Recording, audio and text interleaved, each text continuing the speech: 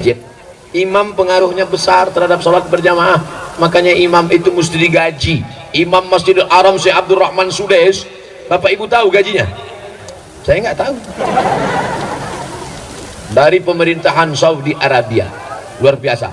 Imam-imam kita itu imam kabupaten, imam kecamatan, kalau belum sanggup menggaji sampai imam RW, RT, imam kelurahan, imam kecamatan saja dulu. Seluruh imam-imam kecamatan di Sukamara dikasih gaji, diadakan fit and proper test. Setuju?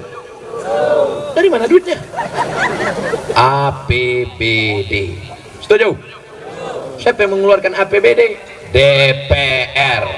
DPR mengeluarkan, ketuk palu. Dengan ini anggaran tahun 2020 mengeluarkan untuk imam, memandikan jenazah, penggali kubur, muazin, bilal, majelis taklim, guru MDA. Kalau mau negeri ini menjadi negeri yang aman, damai, terbuka pintu berkah, kasih itu uang rakyat, kembalikan kepada rakyat. Setuju? Takbir. Yang paling kuat takbirnya pasti tukang gali kuburan. Saya curiga sama ceramah Ustaz Somad. Jangan-jangan dia ada kerja sama tukang gali kubur. Saya memang dari sekarang saya adakan MOU dengan tukang gali kubur ini, Memorandum of Understanding between me and you. Supaya apa? Supaya kubur saya nanti lapang. Pas gali, ini yang selalu memperjuangkan kita. Kita buat ukurannya 50 kali 50. Kuburan saya nanti ada ruang tamunya, ada dapurnya, ada spring bednya. Bukan itu yang kita maksud. Siapapun yang mati kuburannya tetap 1 meter kali 2 meter. Bapak Ibu, orang yang suka menggeser sempadan batas tanah, walaupun digali 5 meter kali 4, kalau pas sudah mau dikuburkan tetap juga tanah itu menyempit. Dorong sendiri itu tanah. Tanah itu cuma nggak ngomong aja. Kalau dia bisa ngomong, masuk. Tidak 1-2. Saya datang ke acara pemakaman. Saya lihat bapak tukang gali kubur menggali itu nggak pakai meteran, Terus dia gali pakai bambu. Assalamualaikum Ustaz Somad. Waalaikumsalam. Ini ketua masjid meninggal Pak, bisa Ustaz datang? Oke, I'm coming. Datanglah saya dari tempat ngajar langsung ke tempat pemakaman. Saya lihat sunyi. Waduh, saya terlambat nih, nyesal saya. Begitu baiknya ketua masjid, kok saya datang terlambat. Ketemu sama penggali saya, Pak, ketua masjid di sini makamnya. Iya, udah selesai. Belum Pak Ustadz, belum datang. Oh, ternyata saya lebih dulu. Nama saya ngobrol di situ. Ini untuk apa bambu ini Pak? Ini ukuran panjangnya Pak Ustadz. Jadi ngukur panjang jenazah itu pakai bambu. Iya. Kenapa nggak pakai meteran? Takutnya nanti disalahkan ahli waris. Ketika jenazahnya masuk, kenapa pendek, ahli waris ngamuk. Ini pasti salah ukur. Padahal bukan salah ukur. Sudah kami ukur benar. Begitu masuk, bengkok lututnya. Mau digali lagi nggak sempat karena matahari mau tenggelam. Akhirnya gimana? Suruh aja ahli warisnya naik. Udah kalian naik semua. Jadi gimana kawan? Tenang aja naik. Udah habis di mana? Kami pijakkan lah. Makanya yang suka geser-geser tanah silakan. Kebun sawit, kebun karet, batas rumah sudah ditetapkan. Badan Pertanahan Nasional sudah menetapkan batas tanah. Ini panjangnya, disaksikan, dipoto. Oke, janji, deal. Besok dia geser. Saya nggak ngelarang, silakan aja, silakan. Tapi tengok nanti. Itu masih dikubur, belum lagi di akhirat. Apa kata Nabi SAW? Siapa yang menggeser sempadan batas tanah qaidah sibrin, sejengkal kau geser, tuwiqa, dililitkan ke lehernya sab'i aradin, 7 lapis tanah ke bawah, 7 lapis tanah akan melilit lehermu. Alhamdulillah Ustaz, alhamdulillah kami nggak pernah geser sejengkal. Terus 5 meter, tahankanlah. Nangis di pintu Ka'bah, ya Allah. Memangnya selesai dengan doa ya Allah ya Rabb. Labbaik Allahumma labbaik, labbaik la syarika lak labbaik, innal hamda wan ni'mata laka wal mulk. Apa kata malaikat? La labbaik wa la sa'daik. Kau tak dapat haji mabrur, hajimu haji mabur. Karena kau berangkat dengan uang haram, menggeser-geser tanah. Kok Ustaz tiba-tiba ingat tanah? Makanya jangan saya disuruh ceramah dekat tanah. Saudara yang dimuliakan Allah Subhanahu wa taala, maka penggali kubur, pemandi jenazah, saya banyak cerita dengan mereka. Ustaz Somad, ada kami memandikan jenazahnya bau, padahal dulu orang kaya, parfum minyak wanginya banyak. Kenapa? Begitulah Allah menunjukkan di dunia sudah ada, apalagi nanti di akhirat. Mudah-mudahan kitanya selamat, kita yang hadir nih husnul khotimah semuanya. Jangan aniaya orang, jangan zolimi orang. Orang yang mengajar anak kita alif bata, anak-anak guru MDA, mereka yang mengajarkan anak kita cara wudhu, cara sholat. Guru fisika angkat PNS, guru kimia angkat honor daerah, guru matematika angkat jadi ASN, guru ngaji hidup segan mati tak mau macam kerakap tumbuh di batu. Oleh sebab itu Bapak Ibu, kita angkat harkat martabat mereka ini. Kalau mau Allah tetap menurunkan ketenangan, dan Sukamara tetap menjadi baldatun thayyibatun wa rabbun ghafur. Amin. Ini anak-anak yang sekarang ibu gendong, ini anak-anak yang sekarang ibu bawa hari ini, ibu-ibu yang hari ini membawa anak, insya Allah anak yang dibawa pagi ini semuanya menjadi anak yang soleh dan solehah. Lebih 40 orang mengaminkannya. Saya kalau mau dipoto saya harus gitu dulu, karena banyak foto yang di-share di internet yang posenya sedang nggak bagus. Menurut saya semua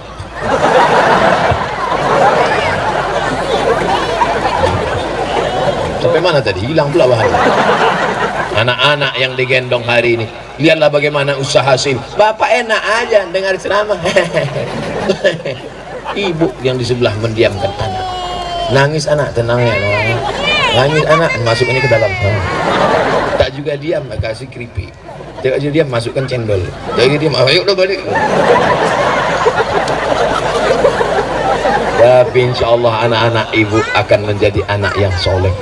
Mereka yang akan mendoakan jenazah ibu dan bapak di liang lahat. 20-30 tahun lagi bapak ibu semuanya sudah mati, saya hidup. Ustaz ini nggak enak, yang giliran hidup dia aja, kami mati. Oke, kalau gitu kita balik. Di antara bapak ibu kelihatannya saya yang lebih dulu, maksudnya saya lebih dulu mengiring jenazah bapak. Saudara yang mati nggak usah dipesan, nggak usah di request. Saya berapa kali dikhawatirkan orang mati, Ustaz banyak-banyak minum air putih ya, nampaknya Ustaz nggak lama lagi mati. Malah dia mati duluan. Saya nggak mati-mati, diusir nggak mati, dilaporkan nggak mati, tapi sampai masanya akan malah semangat kali bilang. Saudara yang dimuliakan Allah Subhanahu wa taala, mati jangan takut, mati jangan cemas, mati jangan khawatir. Yang perlu kita takutkan adalah apa yang kita bawa mati. Itu mobil yang mewah, cantik-cantik itu. Mohon maaf kalau kebetulan mobilnya yang saya tunjuk. Ada mobil mewah itu dibawa mati? Enggak ada. Tapi ada mobil yang dibawa mati. Mana dia? Mobil wakaf ambulans. Mobil ibu ada 5, mobil bapak ada 3. Datang ke masjid, ini mobil saya wakafkan untuk apa? Untuk membawa jenazah yang gemuk-gemuk saja. Jenazah Abdul Somad jangan, cukup dipikul. Saya insya Allah ringan. Kemarin di hotel kan ada timbangan, naik saya ke atas. Ternyata saya sudah bertambah 53. Rupanya pakai sepatu. Saudara yang dimuliakan Allah Subhanahu wa taala, mobil bisa dibawa mati dengan syarat apa? Wakafkan masjid, serahkan mobil ke masjid supaya ada jenazah-jenazah, ada orang tua. Saya baca di koran pasien dari rumah sakit karena tidak punya uang dibawa naik ojek. Sampai beritanya ke Sukamara. Dibawa naik ojek. Untung tukang ojeknya nggak tahu. Pas ditanya ini apa? Ikan. Kok besar sekali? Ya ikannya besar. Padahal anak dia digulung dalam tikar. Membaca berita itu tertawa tersenyum sambil menangis, air mata jatuh ke dalam. Kenapa? Karena orang kaya tak peduli. Orang kaya tidak peduli dengan keadaan orang miskin. La yu'minu ahadukum, kamu tidak beriman hatta yuhibba li akhi, sampai kau sayang kepada saudaramu ma yuhibbu li nafsi, sama seperti sayang pada diri sendiri. Iman bukan diukur dengan sholat berjamaah saja. Iman bukan diukur dengan ke Masjidil Haram saja. tapi iman diukur bagaimana kita peduli kepada tetangga, saudara, kawan, sahabat kita. Setelah mendengar ceramah ini, gimana? Siap mewakafkan mobilnya untuk mobil ambulan orang miskin, orang susah? Semuanya yang bilang siap, semua yang bilang siap nggak punya mobil. Ya Allah, semua yang hadir ini belilah mereka mobil ya Allah. Yang aminnya nggak terlalu kuat, mobil second ya Allah. Bapak Ibu yang dimuliakan Allah Subhanahu wa taala, mengapa Abdul Somad tidak berbangga hati pagi ini? Yang merekamnya bukan Menkom Info, yang merekamnya bukan TV One, tapi anak-anak soleh. Lihat.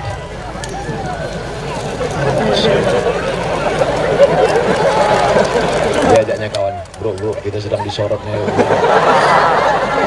Di tempat lain anak sebesar itu sedang cabut di tepi sungai mabuk lim kambing. Di tempat lain anak sebesar itu sedang cabut main game online PlayStation di warnet nembak musuh gak mati-mati.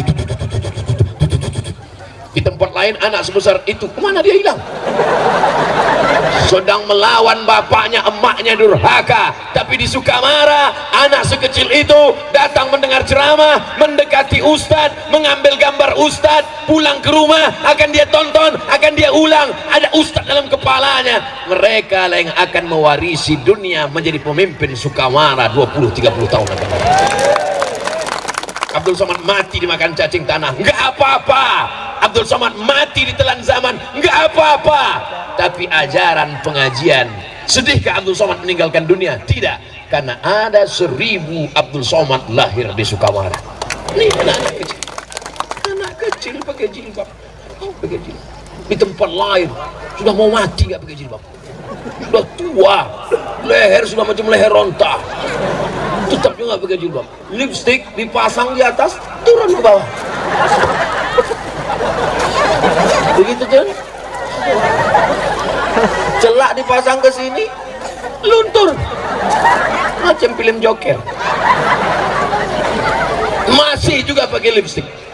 Tapi di Sukamara anak-anak kecil dipasangkan jilbab. Anak kecil jilbabnya panjang, yang nampak hanya wajah dan tangan.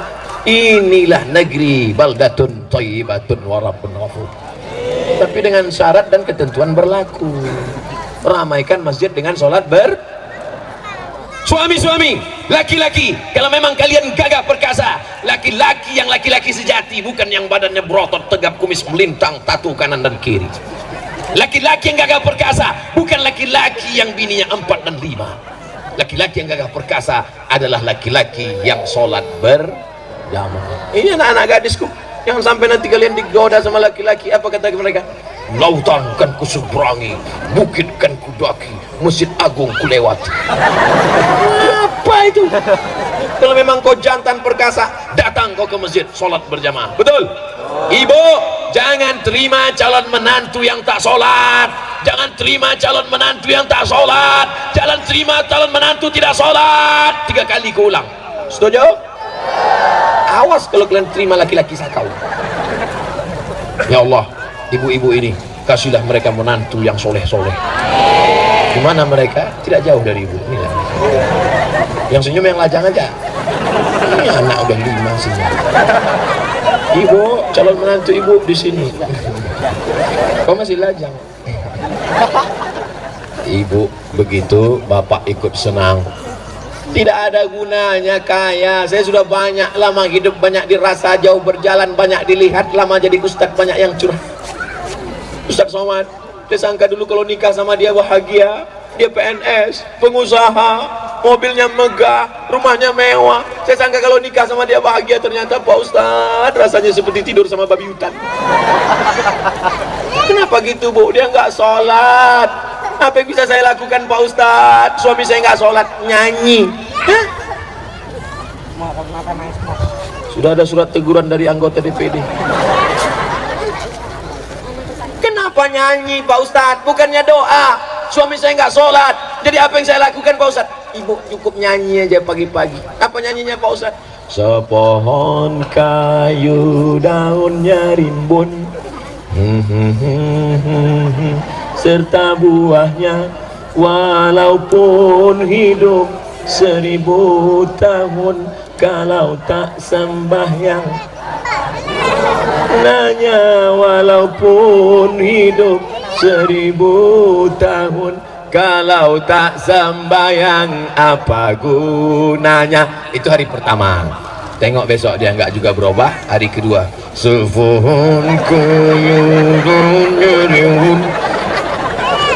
hari ketiga ini nampak mukanya jangan, itu terlalu keras. Ibu tetap lembut. Berapa banyak laki-laki yang hatinya keras tapi menjadi lembut karena kelembutan hati dan doa ibu. Kita doakan suami-suami ibu yang belum sholat supaya sholat. Banyak juga ternyata. Ustadz Somad ceramahnya hanya sampai jam 7.30 karena pesawat tidak mau menunggu Ustadz. Pramugari sudah siap-siap mau minta foto. Jadi saya jawab pertanyaan-pertanyaan. Apalah kesimpulan ceramah Ustadz tadi? 2. Yang pertama, siapkan infrastruktur, wakaf tanah, wakaf semen, wakaf bangunan, wakaf mobil, wakaf ambulan. Setuju?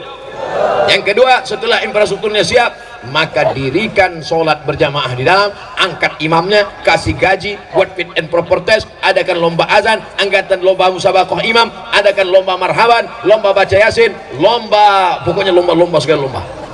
Siapa dewan jurinya?